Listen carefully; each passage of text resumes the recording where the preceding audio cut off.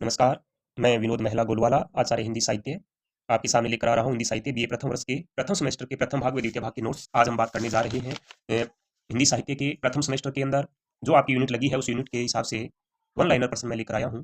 प्रथम जो यूनिट है हमारी वो प्रथम यूनिट है भारतीय साहित्य परंपरा, वैदिक साहित्य, प्राकृत साहित्य, लौकिक, संस्कृत, अपभ्रंश व तमिल साहित्य। इसके ऊपर जितने भी प्रश्न बनते हैं वो सारे मैं आप लोगों के लिए लेकर आ रहा हूँ, जो आप लोग बड़े ही ध्यान से इनको सुनना और हो सके तो कॉपी और पेन लेकर पास में बैठ जाओ और साथ साथ में इनको नोट करते रहो।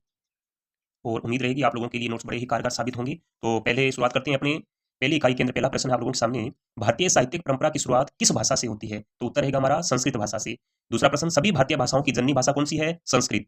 विश्व का सबसे प्राचीन लिखित ग्रंथ कौन सा है? ऋग्वेद। भारतीय साहित्यिक परंपरा की शुरुआत होती है वेदों से, और वेदों की संख्या कितनी है सारी? तो उत्तर रहेगा हमारा 4। गायत्री मंत्र का उल्लेख किस वेद में मिलता है? तो उत्तर रहेगा ऋग्वेद में। सत्यमेव जयते कहां से लिया गया है? मुंडको उपनिषद से। सामवेद में मुख्यतः उल्लेख मिलता है किस चीज का? संगीत का।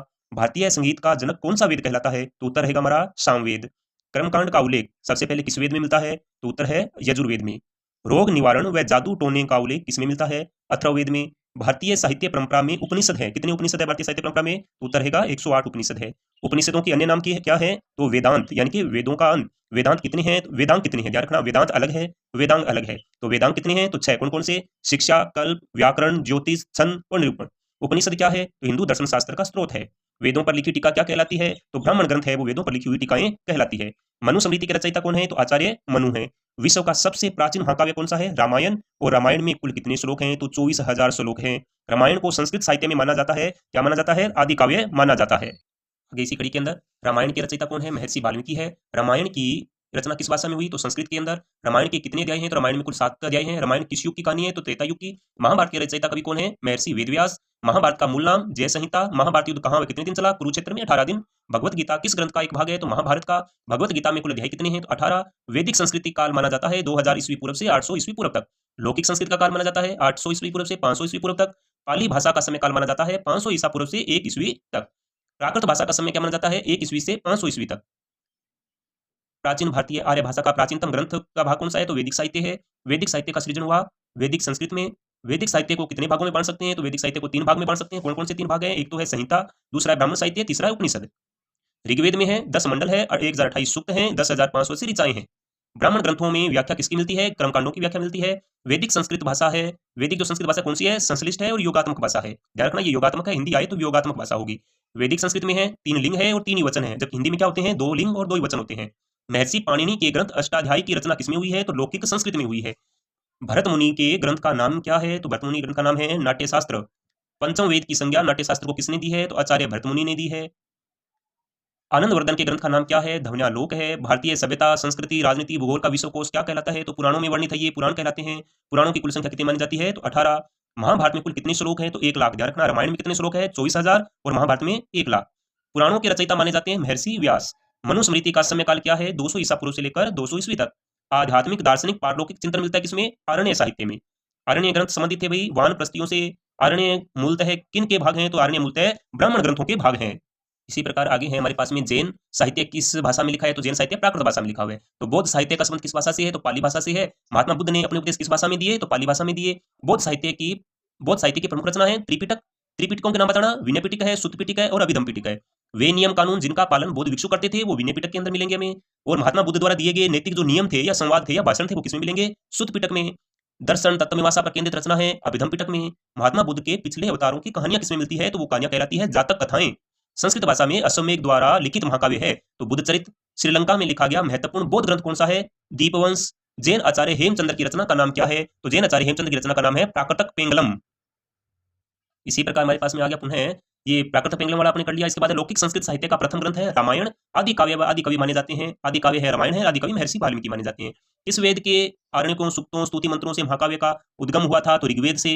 अपभ्रंश के प्राचीन व श्रेष्ठ कवि माने जाते हैं स्वयंभू और इनका समय था 9वीं शताब्दी। स्वयंभू की रचना का नाम है पौंसर्यु, जिसे अपने क्या बोलते हैं? रामकथा भी बोलते हैं। आचार्य रामचंद्र शुक्ल ने आदिकालीन अपभ्रंश भाषा की सीमा क्या मानी है? उन्होंने अपभ्रंश की सीमा मानी है 993 ईस्वी से। अपभ्रंश की सीमा 993 ईस्वी। और इसके बाद में अपभ्रंश कवि जोइंदू की रचना कौन सी है? तो प्रातम प्रकाश है, धर्म दर्शन है, योग सार है। स्वयंभू कवि की रचना कौन कौन सी है? तो पौंचर्यो, रिटनेमीचर्यु, नाकुमार चरित्र। पुष्प ग्रंथ की रचना है महापुराण, न्यायकुमार चर्यु, जस हरचर्यु, ये अति महत्वपूर्ण रचनाएं हैं।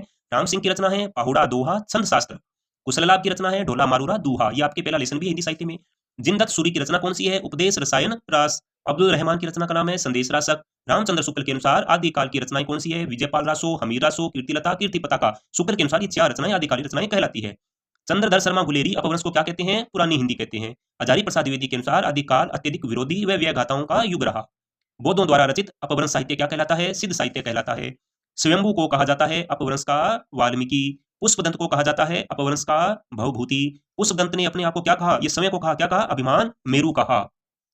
आगे है, जैसे हजारी प्रसाद द्विवेदी ने नाथ मत को क्या कहा भाई? अवधूत मत कहा। नाथपंथी साधु को कहा जाता है, क्या कहा जाता है? कनफटे योगी। नाथों की कुल संख्या कितनी है? 9। वहीं सिद्धों की संख्या है 84। नाथ भगवान शिव को क्या मानते हैं? आदिनाथ मानते हैं। पीताम्बर दत्त बड़थवाल ने गोरखनाथ की रचनाओं का संकलन किया किस नाम से किया? गोरखवाणी नाम से किया। देवसेन की प्रमुख रचना है श्रावकाचार, जो 933 ईस्वी में लिखी गई। श्रावकाचार रचना को माना जाता है हिंदी साहित्य का प्रथम ग्रंथ। स्वयंभू को माना जाता है जैन परंपरा का प्रथम कवि। स्वयंभू ने अपनी भाषा को क्या कहा? देसी भाषा कहा। पुष्पदंत की रचना महापुराण में कितने महापुरुषों का जीवन चरित्र वर्णित है? तो 63 व्यक्तियों का जीवन चरित्र मिलता है हमें किसमें? पुष्पदंत के महापुराण में। देसी भाषा में किसी मुसलमान कवि द्वारा रचित प्रथम ग्रंथ कौन सा है? संदेश रासक। संदेश रासक में हमें किसकी कहानी मिलती है? विक्रमपुर की एक वियोगिनी के विरह का वर्णन मिलता है। पावड़ा दोहा के रचयिता रामसिंह माने जाते हैं, जो वास्तव में क्या थे? रहस्यवादी कवि थे। हेमचंद्र के व्याकरण का ग्रंथ कौन सा है? तो शब्दानुशासन। हेमचंद्र को प्राकृत भाषा का माना जाता है पाणिनि। प्राकृतक पेंगलम रचना है सारंगधर की। हिंदी भाषा का प्रथम कवि है सरहपा। ज्योतिरीश्वर ठाकुर की रचना है वर्ण रत्नाकर। हिंदी का प्रथम ऐतिहासिक रास ग्रंथ कौन सा है? पंच पांडव चरितरास। नाथ पंथ बौद्धों की किस शाखा से निकला भी? वज्रयान शाखा से निकला है। हिंदी साहित्य में 6 चक्रों वाला योग मार्ग किसने चलाया? गोरखनाथ ने चलाया। शंकराचार्य के बाद इतना प्रभावशाली कोई नहीं हुआ। ये किसके बारे में कहा गया? गोरखनाथ के बारे में कहा। और किसने कहा? आचार्य हजारी प्रसाद द्विवेदी ने कहा। रामचंद्र शुक्ल ने रासो साहित्य का विवरण किया है वीर गाथा काल के अंतर्गत। शुक्ल ने वीर गीत परंपरा का प्राचीनतम ग्रंथ किसको माना है? विशलदेव रासो को। दलपत विजय रचना है खुमान रासो की। नरपति नालह रचना है विशलदेव रासो। जगनीक की रचना है परमाल रासो। चंद्रवरदाई की रचना है पृथ्वीराज रासो। नलह सिंह की रचना है विजयपाल रासो। श्रीधर की रचना है रणमल छंद। अभी जो ये तमिल साहित्य का टॉपिक हिंदी साहित्य में आपके प्रथम वर्ष में नया जुड़ा है, तो तमिल भाषा के प्रथम व्याकरण की रचना वैदिक काल में कहा किसने की? अगस्त्य मुनि ने की। तमिल का पिता अगस्त्य ऋषि। तमिल भाषा के प्रसिद्ध कवि स्वतंत्रता सेनानी समाज सुधारक थे सी सुब्रमण्यम भरतियार। तमिल भाषा का प्राचीन साहित्य किस नाम से जाना जाता है? तो संगम साहित्य के नाम से जाना जाता है। तो ये प्रश्न अत्यंत महत्वपूर्ण है, अच्छे से इसको पढ़ना है आपको। संगम साहित्य का काल कौन सा था? तो 300 ईसा पूर्व से 300 ईस्वी तक। तमिल भाषा में लिखी रामायण अत्यंत महत्वपूर्ण है, जिसका नाम है रामावतारम। इसके रचयिता है कंबन, समय है 12वीं शताब्दी। तमिल भाषा के 2 प्रसिद्ध महाकाव्य है शिल्पादिकारम, मणिमेखलाई। तमिल भाषा का सबसे पुराना लंबा व्याकरण ग्रंथ कौन सा है? तो तोलकापियम। संगम साहित्य में एटुटोकाई का क्या अर्थ है? तो 8 पदावली की कविताओं की पंक्तियों को कहते हैं। क्या कहते हैं? एटुटोकाई। शिल्पादिकारम महाकाव्य की रचना किसने की? महत्वपूर्ण है एंग्लो आदिगल ने।